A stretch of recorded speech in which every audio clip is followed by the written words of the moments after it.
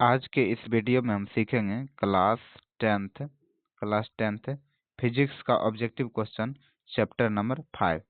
देखिए, पहला क्वेश्चन कहता है कि निम्न में से कौन बायोगैस का स्रोत नहीं है। तो नाभिकीय ऊर्जा जो है बायोगैस का स्रोत नहीं है, यानी बायोगैस ईंधन का स्रोत नहीं है। आगे कहता है ग्लोबल वार्मिंग के लिए उत्तरदायी गैस कौन सा है।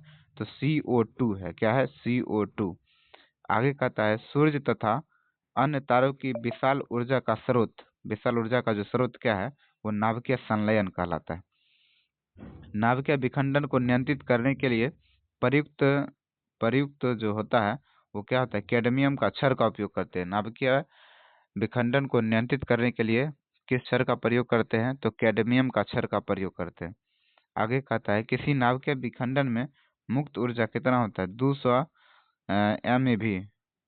MeV मतलब MeV मेगा वोल्ट होता है। आगे कहता है ऊर्जा का सबसे अधिक प्रत्यक्ष एवं विशाल स्रोत क्या है, सूर्य है।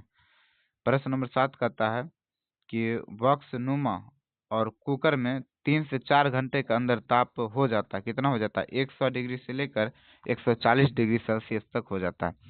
आगे पवनों का देश किसे कहा जाता है, तो पवन का देश डेनमार्क को कहा जाता है।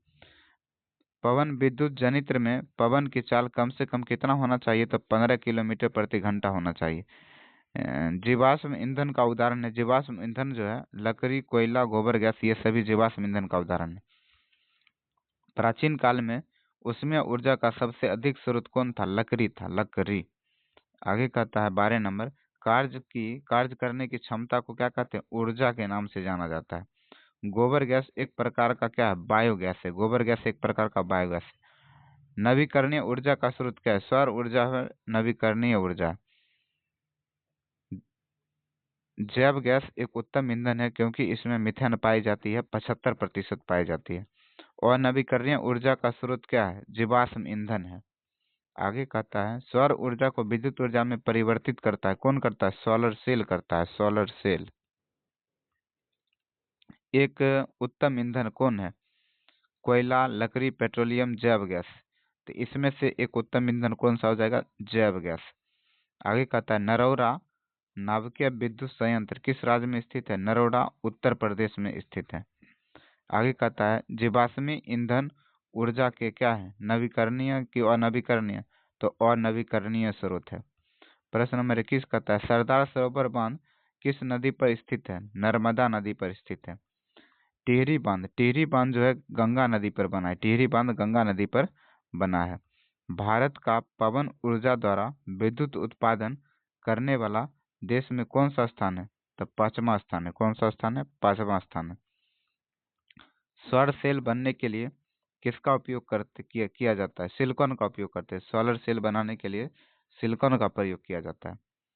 आगे कहता है बांध के द्वारा स्थापित टरबाइन ज्वारीय ऊर्जा को किस रूप में यानी किस में रूपांतरित करता है, तो विद्युत ऊर्जा में रूपांतरित करता है।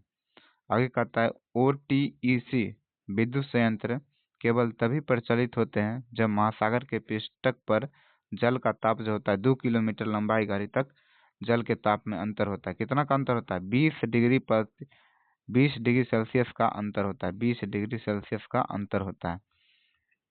हाइड्रोजन बम किस सिद्धांत पर आधारित है, तो नाभिकीय संलयन पर आधारित है।